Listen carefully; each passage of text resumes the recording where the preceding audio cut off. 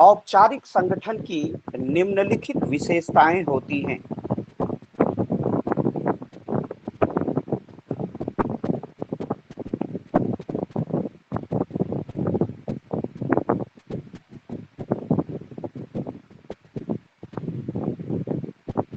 औपचारिक संगठन की निम्नलिखित विशेषताएं होती हैं।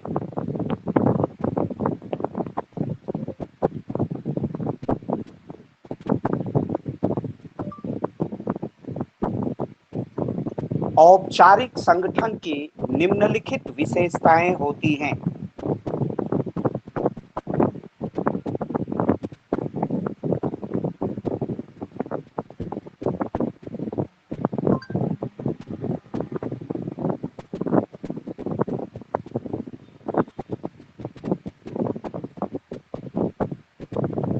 इसकी पहली विशेषता है, जैसा कि एक बच्ची ने कल बहुत परफेक्ट उत्तर दिया था, औपचारिक संगठन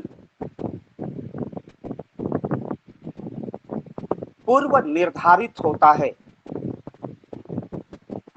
साधारण शब्दों में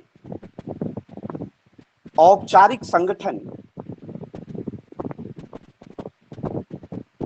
जानबूझकर किसी उद्देश्य की पूर्ति के लिए बनाया जाता है।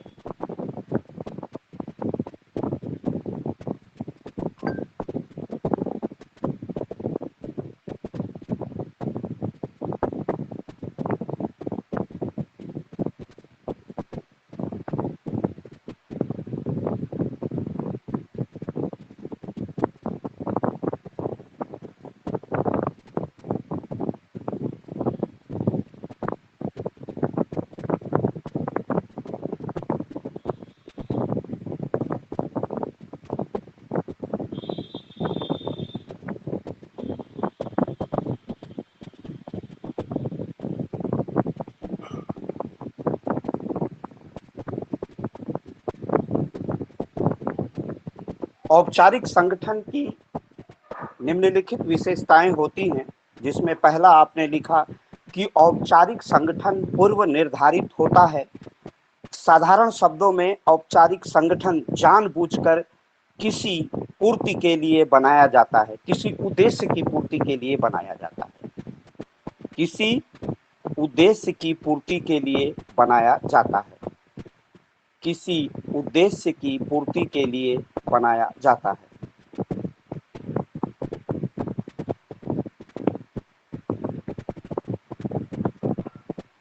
किसी उद्देश्य की, आप हिंदी वाले लिख लें, किसी उद्देश्य की पूर्ति के लिए,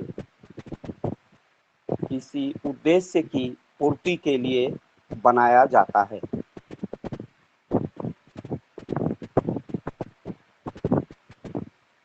किसी उद्देश्य की पूर्ति के लिए बनाया जाता है।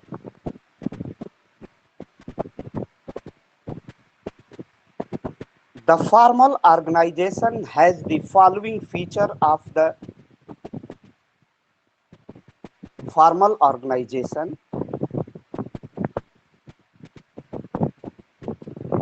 First, formal organization predetermined in the formal formation of the formal organization is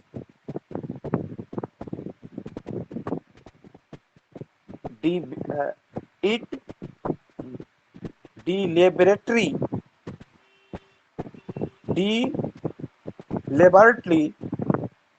made for the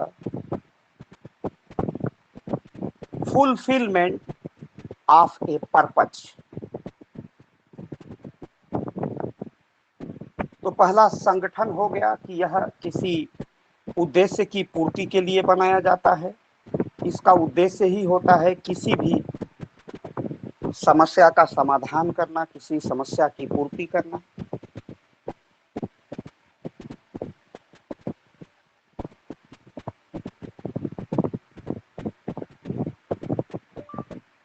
औपचारिक संगठन प्रत्यायोजन विधायन के आधार पर कार्य करता है। औपचारिक संगठन प्रत्यायोजन विधायन, औपचारिक संगठन प्रत्यायोजन विधायन के आधार पर कार्य करता है। औपचारिक संगठन प्रत्यायोजन विधायन के आधार पर कार्य करता है।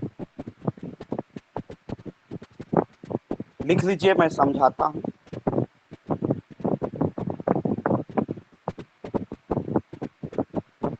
औपचारिक संगठन प्रत्यायोजन विधायन के आधार पर कार्य करता है।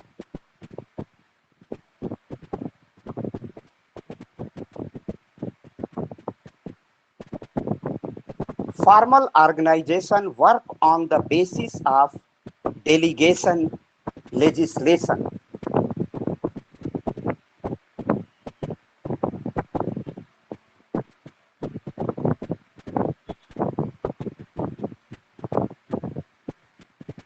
Formal organization works on the basis of delegation legislation or delegation of power.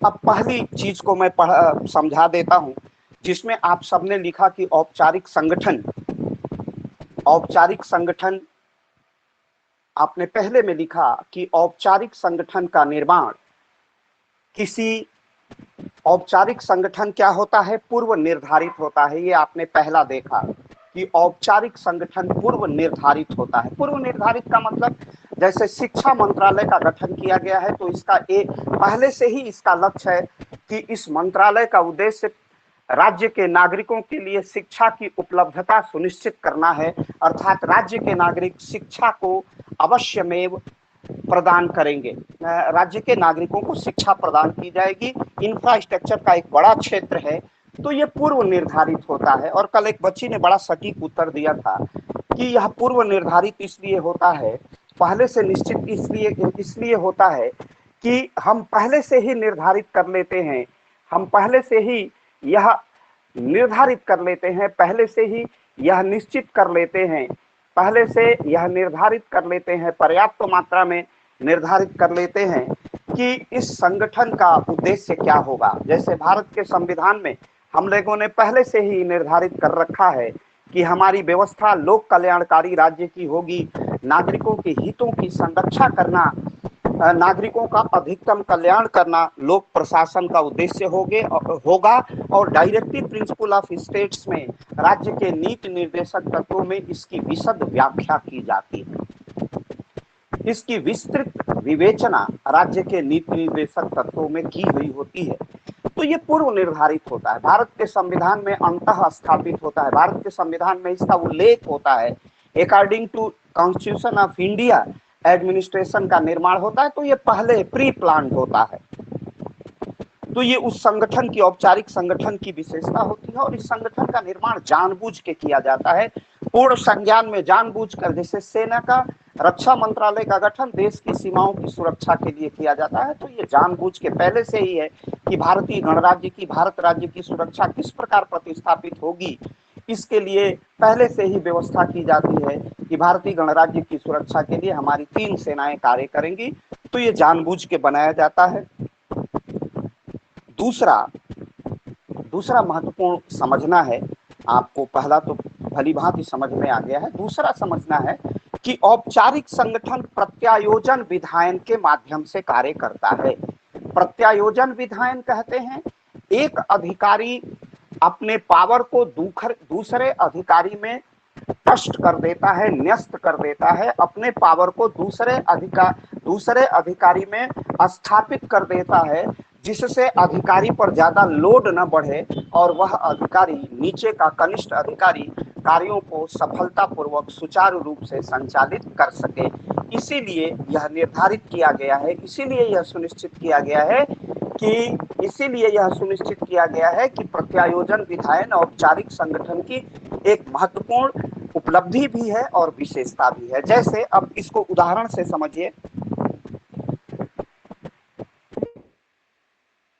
जिलाधिकारी अपने अधिकतम पावर उप जिलाधिकारी में डेलीगेट कर देता है, बांट देता है, नियोजित कर देता है। इसको हम कहते हैं, जब शक्तियों का आवंटन एक अधिकारी, बड़ा अधिकारी अपने छोटे अधिकारी में कर देता है, तो इसे हम कहते हैं delegation, delegated legislation, delegated power. एक अधिकारी अपने अधिकार को दूसरे में न्यस्त कर देता है, विस्थापित कर देता है। जैसे आप लोगों ने सुना होगा कि कहीं पर रास्ता है, कहीं पर सड़क किसी ने इंक्रोच कर ली है, गांव की गलियों को ज्यादा कब्जा गांव के नागरिक कर लेते हैं तो ये सारा अधिकार जिलाधिकारी का होता है। और इसमें एक सेक्शन है सीआरपीसी का, दंड प्रक्रिया संहिता, क्रिमिनल प्रोसीजर कोड, उसका एक सेक्शन है 133 उसमें प्राविधान किया गया है कि जो रास्ता है, अगर कोई व्यक्ति इंक्रोच करता है तो तत्काल प्रभाव से जिलाधिकारी या जिलाधिकारी के डेलीगेटेड पावर का प्रयोग करने वाला, जिलाधिकारी के डेलीगेशन लेजिस्लेशन का प्रयोग करने वाला अधिकारी उस मार्ग की बाधा को हटा देगा। अथवा मान लीजिए किसी की निजी जमीन है और हजारों लोगों के आने जाने का रास्ता उसी के जमीन से होके जाता है, भले उसका व्यक्तिगत जमीन हो, लेकिन हजारों लोगों की उसी रास्ते से यात्रा करनी है, तो उस व्यक्तिगत संपत्ति को भी सार्वजनिक संपत्ति या सार्वजनिक मार्ग बना देने का अधिकार जिलाधिकारी को होता है और उसकी शक्तियों का प्रयोग उप जिलाधिकारी करता है। ठीक इसी को कहते हैं डेलीगेशन लेजिस्लेशन, डेलीगेटेड पावर। और औपचारिक संगठन में प्रायः यह पाया जाता है क्योंकि जिलाधिकारी लगभग अपने विभाग के, अपने जिले में 45 से ऊपर विभागों का सुपरविजन करता है, लगभग 100 से अधिक विषयों का संपादन करता है। तो जिलाधिकारी के लिए एक ही पद होता है एक जिले में, उसके लिए संभव नहीं है, इसलिए अपनी शक्तियों को वो डेलीगेट कर देता है, दूसरे में विस्थापित कर देता है।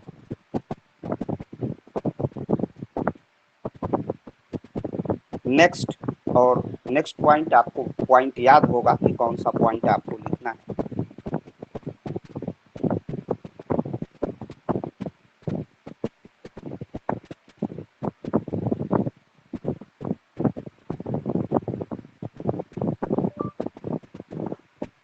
औपचारिक संगठन व्यक्तिगत संगठन नहीं होता है, बल्कि यह सामूहिक संगठन होता है। क्लियर? बहुत आसान भाषा में मैंने बता दिया। औपचारिक संगठन व्यक्तिगत संगठन नहीं होता है, बल्कि यह सामूहिक संगठन होता है, बल्कि यह सामूहिक संगठन होता है। यह व्यष्टिवादी होता है, सामूहिक होता है, इंडिविजुअल नहीं होता है। क्लियर? हिंदी वाले लिख लें इसे। औपचारिक संगठन व्यक्तिगत संगठन नहीं होता है, बल्कि यह सामूहिक संगठन होता है, बल्कि यह सामूहिक संगठन होता है, बल्कि यह सामूहिक संगठन होता है। सामूहिक या समूह में काम करता है। अकेले एक व्यक्ति केवल न संगठन होता है, न अकेले कोई व्यक्ति संगठन हो सकता है, और इसका संचालन भी अनेक व्यक्तियों द्वारा होता है। Formal organisation is not an individual organisation, but it is a collective organisation. It is a collective organisation. ये तो आसान है, आप लिख सकते हो अंग्रेजी वाले।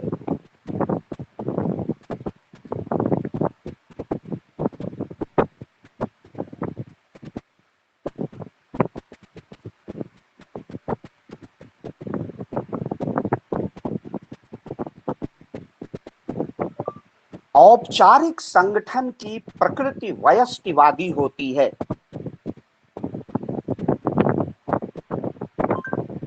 औपचारिक संगठन की प्रकृति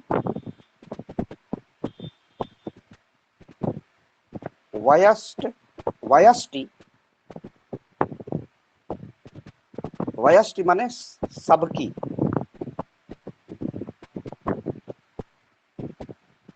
इंडिविजुअल नहीं, सामूहिक, वयष्टिवादी होती है। फॉर्मल ऑर्गेनाइजेशन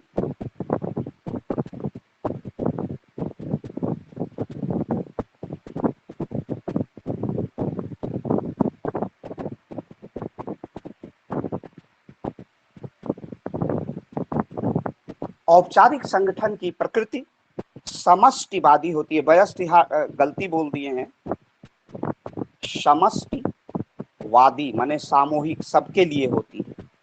इसका स्वभाव सबके कल्याण के लिए होता है। वयष्टिवादी होती है। Formal organisation is collectivist in nature. Formal organisation is collectivist in nature. समष्टिवादी होती है, यह एक व्यक्ति का नहीं बल्कि राज्य में निवास करने वाले समस्त नागरिकों के लिए कार्य करती है। इसीलिए इसकी प्रकृति, इसका स्वभाव कैसा होता है? कलेक्टिविस्ट स्वभाव का होता है। औपचारिक संगठन की प्रकृति समष्टिवादी होती है। औपचारिक संगठन की प्रकृति समष्टिवादी होती है।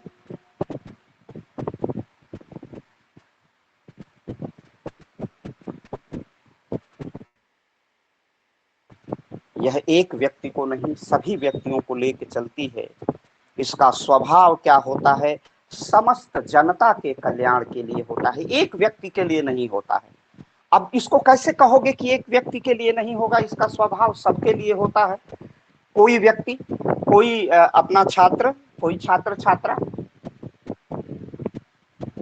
यह एक व्यक्ति है। जैसे कि सर जैसे विद्यालय संगठन हो गया, उसका सिर्फ एक बच्चों को पढ़ाना कार्य नहीं है बल्कि समस्त बच्चों को पढ़ाना उसका कार्य है।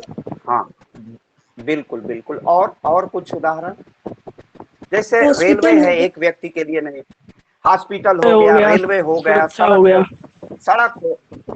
हो गया, सुरक्षा हो गया, बिजली हो गया, पानी हो गया, एक व्यक्ति के लिए नहीं है। अब समझ में आ गया? क्लियर?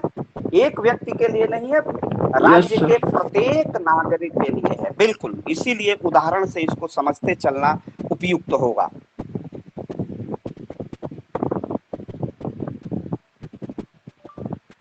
औपचारिक संगठन में उत्तरदायित्व का निर्धारण होता है।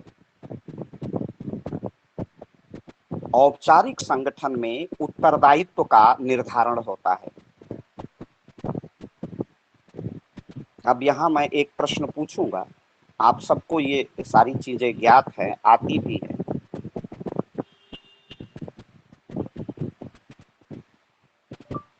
औपचारिक संगठन में उत्तरदायित्व का निर्धारण होता है।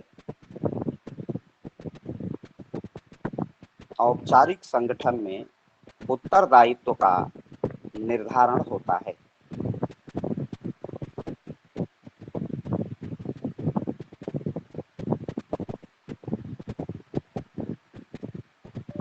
और यह उत्तरदायित्व सामूहिक होता है।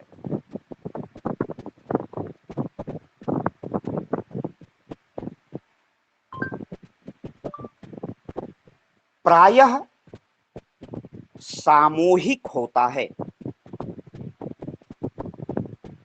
यह उत्तरदायित्व प्रायः सामूहिक होता है।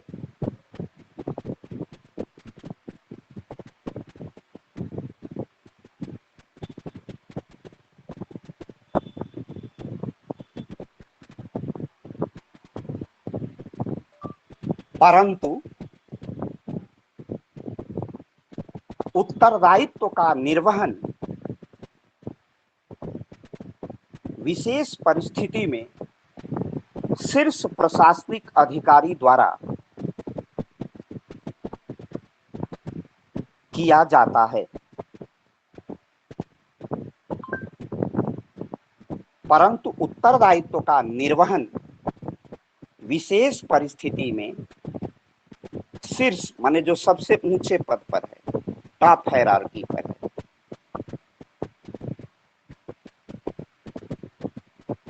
शीर्ष प्रशासनिक अधिकारी के द्वारा किया जाता है। आप लिखिए, ये सब आप जानते हैं और मैं समझाता हूं। औपचारिक संगठन में उत्तरदायित्व का निर्धारण होता है, आपने निश्चित रूप से लिख लिया होगा, और यह उत्तरदायित्व प्रायः सामूहिक होता है, और यह उत्तरदायित्व प्रायः सामूहिक होता है, परंतु दायित्व का निर्वहन विशेष परिस्थिति में शीर्ष प्रशासनिक अधिकारी द्वारा किया जाता है।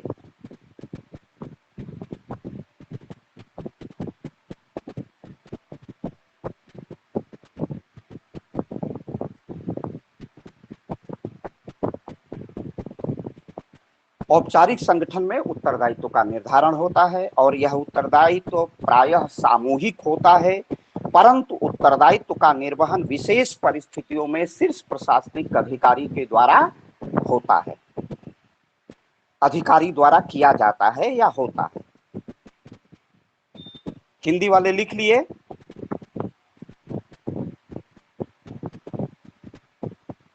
हिंदी वाले लिख लिए?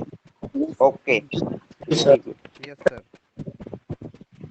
Okay okay okay, thank you. अब आप लिखिए, इंग्लिश वाले लिखिए। Responsibility is fixed in a formal organisation.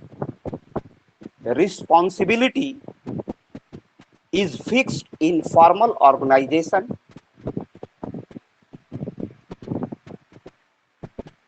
and this responsibility is often collective, and this responsibility is often collective,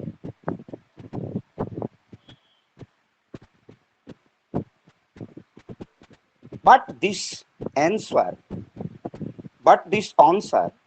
responsibility is discharged by the top administrative officer in special circumstances। एक बार पुनः सुन लीजिए। Responsibility is fixed in formal organization and this responsibility is often collective, but the answer responsibility is discharged by the top administrative officer in special circumstances। विशेष परिस्थितियों में यह शीर्ष प्रशासनिक अधिकारी के द्वारा ही इसका निर्वहन किया जाता है या इसको ढोया जाता है। इसी को हम क्या कहते हैं? इसी को कहते हैं हम औपचारिक संगठन।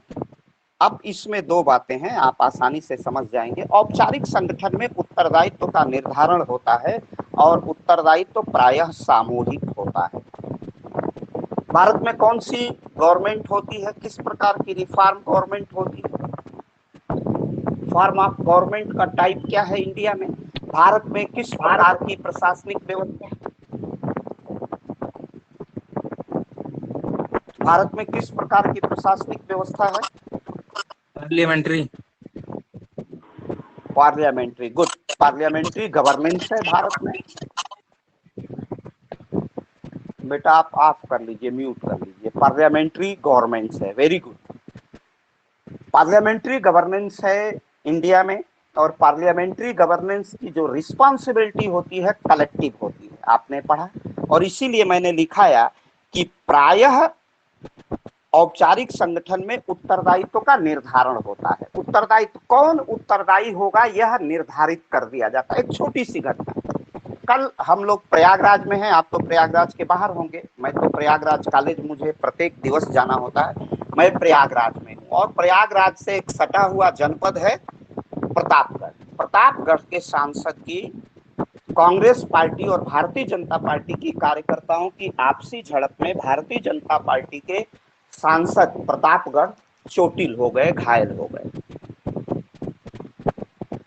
अब चोटिल हुए, घायल हुए, सुरक्षा कर्मियों की उपलब्धता थी अथवा नहीं, सारी पुलिस रही होगी, लेकिन उस पुलिस बल का नेतृत्व कौन कर रहा था? सर्किल अफसर, सीओ, क्षेत्राधिकारी। अगर यह अप्रिय घटना हुई है तो जिलाधिकारी ने या उत्तर प्रदेश सरकार ने अगर निलंबन की कार्रवाई की है तो उस क्षेत्र के बड़े पुलिस अधिकारी की है जहां पर यह घटना हुई। और क्षेत्र का तहसील में जो सबसे बड़ा पुलिस का अफसर होता है वो क्षेत्राधिकारी होता है, जिसे हम लोग बोलचाल में सीओ, सर्किल अफसर कहते हैं। उनको निलंबित कर दिया। कोई सिंह है, पीपीएस है, प्रोविंशियल सिविल सर्विसेज के, पुलिस सर्विसेज के, तो उनको निलंबित किया गया। इसी तरह मेरे कहने का अर्थ है कि यहाँ उत्तरदायित्व का निर्धारण कर दिया जाता है। अगर जिले में कोई घटना होती है, जिले में कोई भी विकास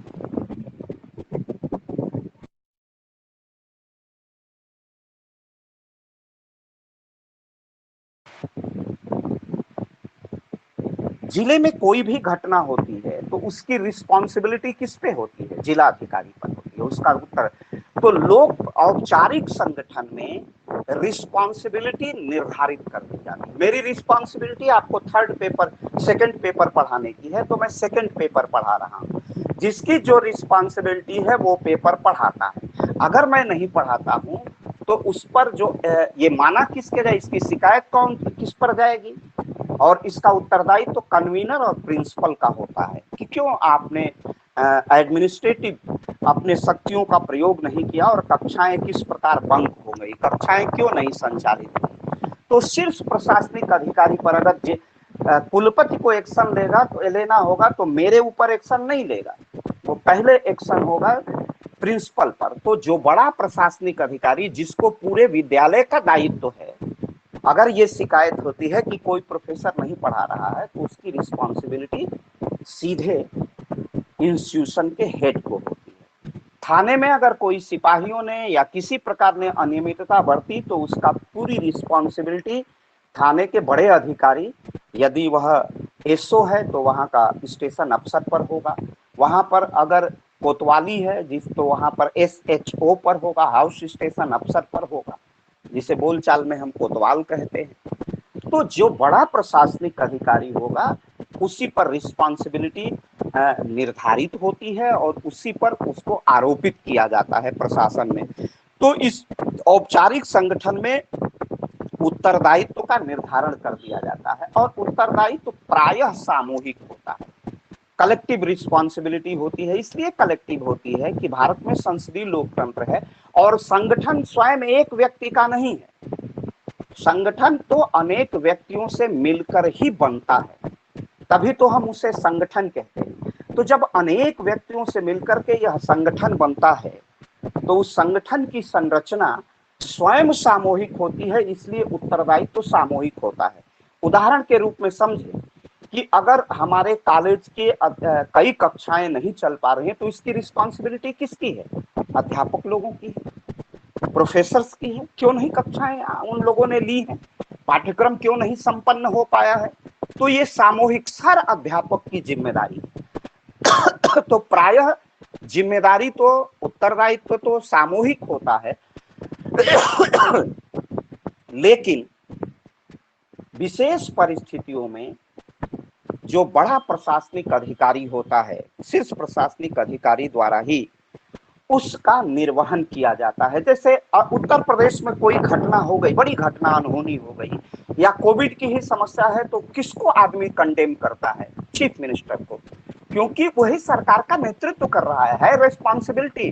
वह तो मंत्रिमंडल का अध्यक्ष होता है, सर्वे सर्वा है, लेकिन सारे मंत्री क्या कर रहे हैं? कलेक्टिव रिस्पॉन्सिबिलिटी है मंत्रिमंडल की, लेकिन चूंकि वो हेड है, सबसे बड़ा है, इसलिए नैतिक जिम्मेदारी उसी की हो जाती है। तो विशेष परिस्थितियों में कोई अनहोनी हो जाए तो त्यागपत्र मुख्यमंत्री को ही देना पड़ता है, और मुख्यमंत्री चूंकि सामूहिक शक्ति का नेतृत्व करता है, इसलिए मुख्यमंत्री का त्यागपत्र का अर्थ होता है सभी लोगों का त्यागपत्र। मुख्यमंत्री के त्याग पत्र का अर्थ होता है प्रत्येक व्यक्ति का त्याग पत्र, प्रत्येक मंत्री का त्याग पत्र। यही सामूहिक उत्तरदायित्व का अर्थ होता है। इसीलिए मैंने पार्लियामेंट्री डेमोक्रेसी पूछी कि यह सामूहिक उत्तरदायित्व के सिद्धांत पर काम करता है। और प्रायः जिले में कोई अधिकारी अगर करते हैं, घटना करते हैं, कुछ होता है, किसी सीओ ने गलती की तो सजा भुगतेगा जिला अधिकारी, पुलिस अधीक्षक। कोई बड़ी अनहोनी हो जाती है तो उसकी रिस्पॉन्सिबिलिटी बड़े प्रशासनिक अधिकारी की होती है। तो विशेष परिस्थितियों में जो बड़ा प्रशासनिक अधिकारी होता है उसी की का उत्तरदायित्व तो उसी पर गाज गिरती है, वही उसी पर अधिकारी द्वारा उसका निर्वहन किया जाता है। इस सामूहिक उत्तरदायित्व का निर्वहन एक व्यक्ति करता है। रिस्पॉन्सिबिलिटी भले विधि द्वारा उसे सामूहिक की गई है, सामूहिक कहा गया है, लेकिन वह एक व्यक्ति ही क्या करता है, इस सामूहिक उत्तरदायित्व का निर्वहन करता है। अब नेक्स्ट लिखिए।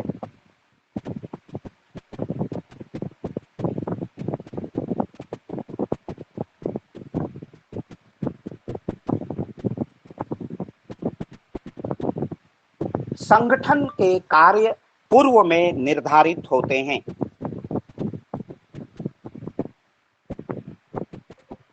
संगठन के कार्य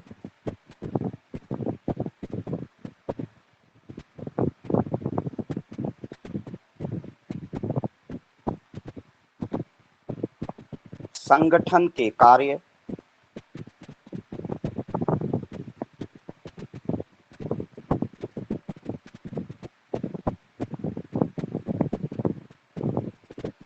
संगठन के कार्य संगठन के कार्य संगठन जो भी कार्य करता है उसका पहले ही वह निर्धारण कर लेता है, अर्थात योजना बना लेता है, पूर्व में निर्धारित होते हैं।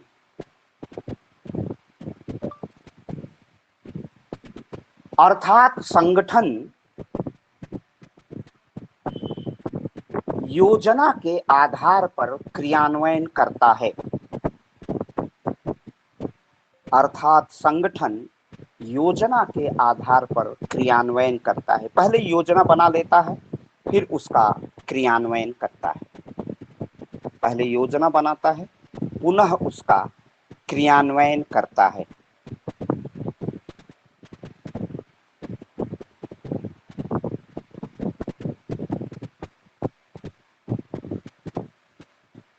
पहले योजना बनाएगा, पुनः उसका क्रियान्वयन करेगा। संगठन के कार्य पूर्व में ही निर्धारित होते हैं, अर्थात संगठन, उसी को दूसरे अर्थ में कहेंगे कि संगठन योजना के आधार पर क्रियान्वयन करता है, कंप्लायंस करता है। The tasks of the organisation are determined in advance, that is the organization executes on the basis of the plan. The tasks of the organization are determined in advance, that is the organization executes on the basis of the plan.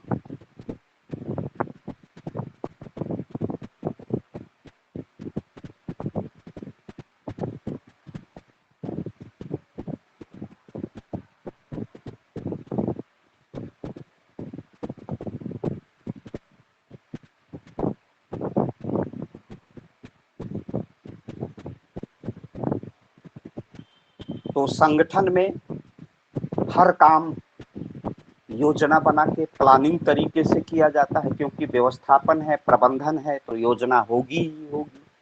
आपको शुरू से बता रहा हूं। और संगठन योजना के आधार पर, बिना योजना के कोई भी प्रशासनिक संगठन काम, औपचारिक संगठन काम नहीं करता। तो ये आपको समझ में आ गया होगा, यह इसी योजना के आधार पर काम करता है।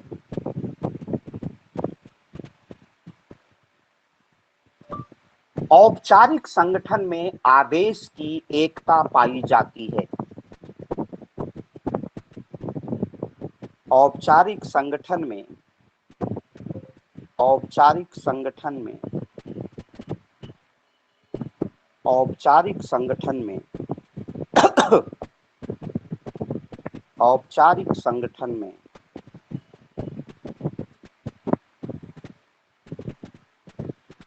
औपचारिक संगठन में आदेश की एकता पाई जाती है। औपचारिक संगठन में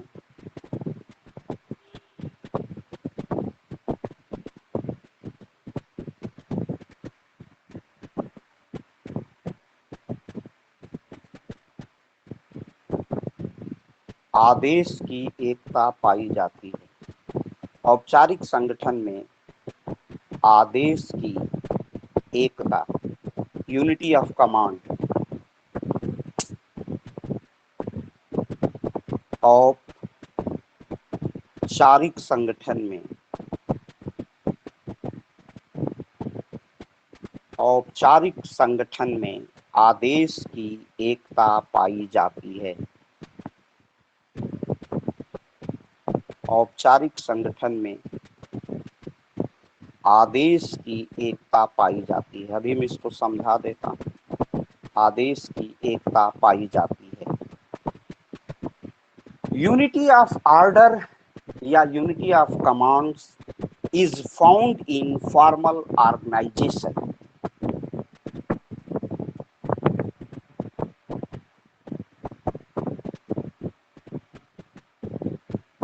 औपचारिक संगठन में आदेश की एकता पाई जाती है।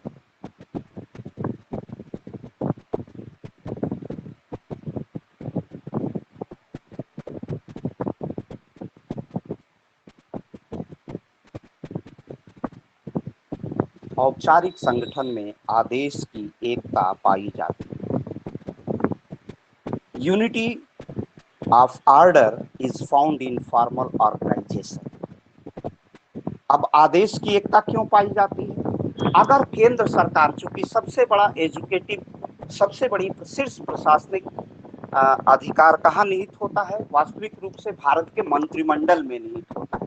तो भारत के मंत्रिमंडल में यह जो प्रशासनिक अधिकार निहित होता है,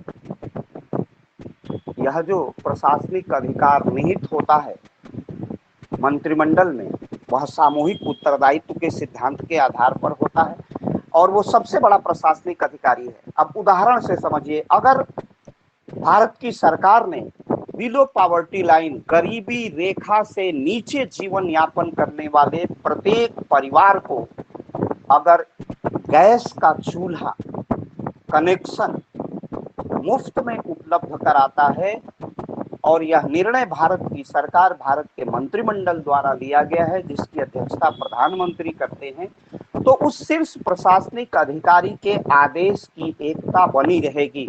अर्थात कोई भी भारत का राज्य, कोई भी मुख्यमंत्री यह नहीं कहेगा कि केंद्र सरकार के द्वारा लिए गए इस निर्णय का हम विरोध करते हैं। तो केंद्र सरकार को यह अधिकार है कि विरोध करने वाले मुख्यमंत्री को भी वो हटा सकता है। तो इसी को कहते हैं unity of command, unity of order. आदेश में एकता बनी रहती है। वह उतना ही प्रभावी, युज्ज्वला जो गैस देने की योजना है, जितना प्रभावी और प्रभारी वह उत्तर प्रदेश में होगा, उतने बिहार में होगा और उसी मात्रा और अनुपात में वह जम्मू कश्मीर और भारत के अन्य राज्यों पर प्रभावी तरीके से लागू होगा। उसमें किसी प्रकार का डिवीजन, किसी प्रकार का बिखराव और किसी प्रकार की एक आदेश की एकता में कमी दिखाई देगा। वह भारत के संपूर्ण राज्य एवं केंद्र शासित राज्यों पर समान रूप से लागू होगा। किसी प्रकार का न तो विभेद होगा और न कोई राज्य सरकार उस आदेश की एकता में बाधा उत्पन्न करेगी। तो औपचारिक संगठन की एक विशेषता होती है कि उसमें आदेश की एकता पाई जाती है।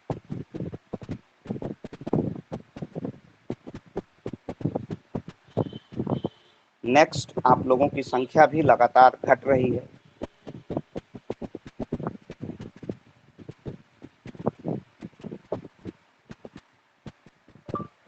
औपचारिक संगठन विधि एवं संविधान द्वारा मान्यता प्राप्त होते हैं। औपचारिक संगठन संविधान एवं विधि द्वारा मान्यता प्राप्त होते हैं।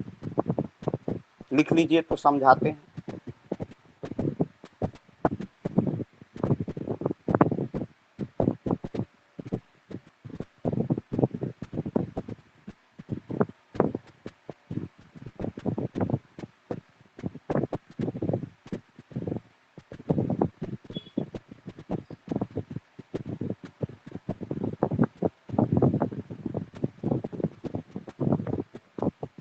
औपचारिक संगठन संविधान एवं विधि द्वारा औपचारिक संगठन संविधान एवं विधि द्वारा संविधान एवं विधि द्वारा मान्यता प्राप्त होते हैं। औपचारिक संगठन संविधान और विधि द्वारा मान्यता प्राप्त होते हैं। औपचारिक संगठन संविधान और विधि द्वारा मान्यता प्राप्त होते हैं। Formal organisation are recognised by constitution and law.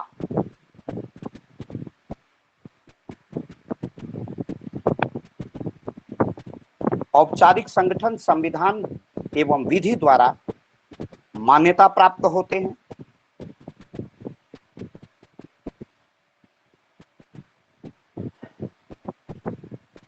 आपने लिख लिया।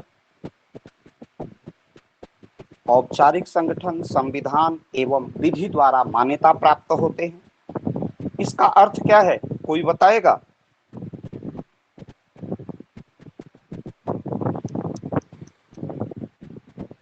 जल्दी, अब 1-2 पॉइंट है, लिखा के आज ये खत्म करेंगे, तब कल निष्कर्ष लिखा देंगे। बोलो, कोई व्यक्ति, कोई छात्र, कोई छात्रा? औपचारिक संगठन संविधान एवं विधि द्वारा मान्यता प्राप्त होते हैं। सर, जो फॉर्मल ऑर्गेनाइजेशन होते हैं किसी भी तरह का, जैसे एजुकेशन, हेल्थ या फिर होम अफेयर्स किसी भी तरह का हो, तो वो उसका जो होता है कॉन्स्टिट्यूशन एंड लॉ के द्वारा ये डिस्क्राइब होता है, किसी भी तरह की ड्यूटी एंड रिस्पॉन्सिबिलिटी। हो गया, हो गया, हो गया, हो गया। दूसरा कोई? सर जैसे यूपीएससी थोड़ा सा और ठीक से डिफाइन करें।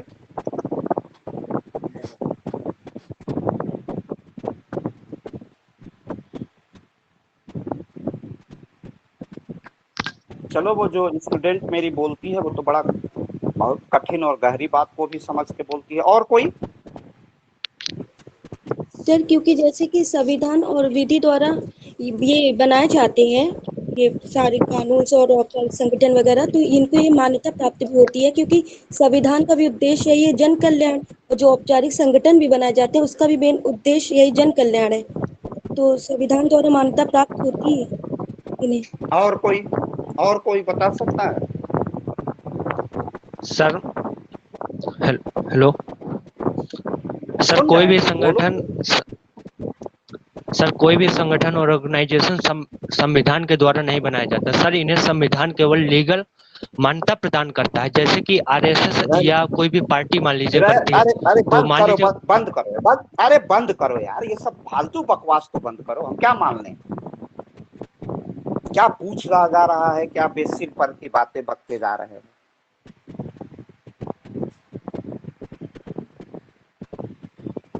इतना तो सेंस आप सबके पास होना चाहिए यार। बहुत साधारण सी बात मैंने पूछी है। अब ये हमको लगा समझाना। मान लीजिए पार्टी, मान लीजिए ये, मैं क्या मानूं? तुम बीए फर्स्ट ईयर से कॉन्स्टिट्यूशन पढ़ रहे हो सर। अरे यार ये फॉर्मल बंद करो यार, बंद। अरे बंद करो यार, बंद करो, तुम एकदम बंद करो। पहले म्यूट करो अपने को। समझ नहीं प्रश्न पढ़ रहे हो, बार बार फिर लपर लपर कर जा रहे हो। सुनो ध्यान से, ये कोनो बहुत बड़ी कठिन चीज थोड़ी पूछती है। जितने संगठन हैं वो दो ही तरीके से निर्मित हैं। भारत का निर्वाचन आयोग चर्चा कहाँ की गई है? भारत के संविधान में की गई है। भारत की संसद संगठन है उसकी चर्चा क्या की गई है कॉन्स्टिट्यूशन ऑफ इंडिया में। जितने विभाग हैं उसका उसमें विभागों का विवरण कहाँ लिखा गया है? भारतीय संविधान के अनुच्छेद 73(1) में। भारतीय संविधान में कंट्रोलर और ऑडिटर जनरल की चर्चा की गई है, अटॉर्नी जनरल की चर्चा की गई है। ये सारे संगठन जिसकी चर्चा, जिन संगठनों की व्यवस्था उल्लेख भारत के संविधान में किया गया है, जिसमें स्टेटमेंट दिया गया है, सुप्रीम कोर्ट कहाँ लिखा गया है? भारत के संविधान में। तो ये सारे संगठन जो बने हैं उनका उल्लेख या तो भारत के संविधान में है या भारत की संसद ने विधि बनाकर, जैसे राष्ट्रीय मानवाधिकार आयोग भारत ने विधि बनाकर इसकी रचना की है। बहुत से संगठनों की रचना या तो संविधान में जिनका उल्लेख है अथवा जिन संगठनों का उदय या जिन संगठनों का गठन, जैसे परमाणु ऊर्जा आयोग, विश्वविद्यालय अनुदान आयोग, ये सारे या तो संविधान में है या विधियों में है या विधियों की शक्ति रखने वाली। अब विधि की परिभाषा भारत के संविधान के अनुच्छेद 12 में की गई है, उसमें विधि बताई गई है कि क्या लाभ होता है। थोड़ा सा पढ़ा तो करो यार, थोड़ा सा आप प्रश्नों पर ध्यान दो। मैं बहुत आसान प्रश्न नहीं पूछता हूं, मैं ये प्रश्न तभी पूछता हूं जब मुझे मालूम होता है कि आपकी पहुंच नहीं है वहां तक। इसलिए भी प्रश्नों को मैं छेड़ता हूं कि कुछ तो बोलो, और जब प्रश्न नहीं समझ पाते हो तब मैं उत्तर प्रस्तुत करता हूं। आपको मालूम नहीं है, आपको सब मालूम है, केवल ध्यान नहीं है, ठीक से पढ़ा नहीं है, पढ़ा है तो भूल गया है और फिर बार बार दोहराने की आवश्यकता होती है। इसी तरह आईएएस थोड़े बन पाओगे, खूब पढ़ना पड़ेगा, संघर्ष करना पड़ेगा, बार बार कॉन्स्टिट्यूशन के तरफ ध्यान जाना पड़ेगा। हम रात को बेयर एक्ट खरीद के रखो, पुखराज जैन या जो भी आसान से आसान किताब है, कॉन्स्टिट्यूशन को उलाटो पलाटो तो उससे प्रेम करो, तब ना आएगा। तो संगठन, औपचारिक संगठन, जितने औपचारिक संगठन हैं उनकी चर्चा या तो भारत के संविधान में की गई है, किसी भी राज्य के या तो संविधान में चर्चा होती है अथवा विधि बना करके संसद करती है। बहुत संगठनों का निर्माण योजना आयोग, अब नीति आयोग, इसका गठन भारत के मंत्रिमंडल में किया है। तो ये इसकी चर्चा संविधान में नहीं है, इसकी चर्चा संसद में विधि बना के भी नहीं की है, लेकिन विधि का बल रखने वाला मंत्रिमंडल विनिश्चय कर देता है। आप पढ़िए, जब आप पढ़ेंगे अनुच्छेद 12 में कि क्या क्या विधि रूढ़ी है, प्रथाएं हैं, कस्टम्स हैं, रेगुलेशन हैं, विनियम है, ये सारी विधियों का बल रखती हैं। और ये भारत के मंत्रिमंडल को अनन्य अधिकार, इनहेरेंट पावर होता है कि वह ऐसे संगठनों का निर्माण अपनी विधि, उपविधि, परिनियम, जिसे आप जनरल ऑर्डर कहते हैं, जीओ, इसके माध्यम से भी कर सकता है।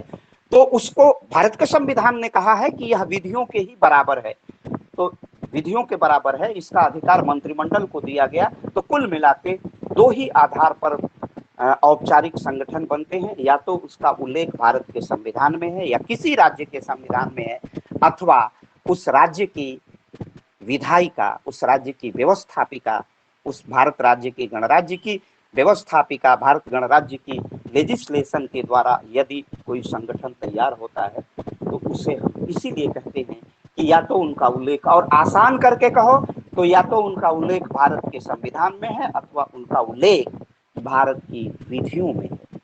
भारत द्वारा, संसद द्वारा बनाई गई विधियों के द्वारा यदि किसी औपचारिक संगठन का गठन होता है तो हम उसे औपचारिक संगठन कहते हैं। और औपचारिक संगठन सदैव उसका उल्लेख या तो संविधान या विधि के माध्यम से ही होता है। क्लियर?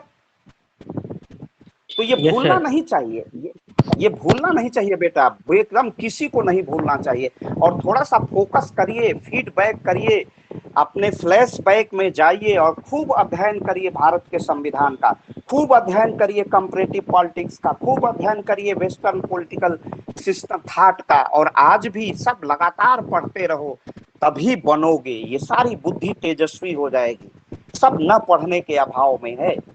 इसलिए आप सबको मालूम, ये मैं समझता हूं कि मेरे किसी विद्यार्थी को निश्चित रूप से, हर विद्यार्थी को ज्ञान है कि भारत की संसद, भारत का संविधान, भारत का निर्वाचन आयोग, भारत का वित्त आयोग, भारत का चुनाव आयोग, भारत का संघ लोक सेवा आयोग, भारत के राज्य लोक सेवा आयोग, ये सारे संगठन हैं, इनकी चर्चा भारत के संविधान में नहीं है, की गई है। और जितने आयोग बने हुए, उच्चतर शिक्षा सेवा आयोग, ये सारे विधि द्वारा उत्तर प्रदेश सरकार ने बनाए हैं, राष्ट्रीय गौ सेवा आयोग, ये सारे तो बने हुए हैं, मानवाधिकार आयोग, तो सब ये सब आपके जीएस का पार्ट भी होगा, जीएस में सब आपको पढ़ना भी होगा, पीसीएस और आईएएस के।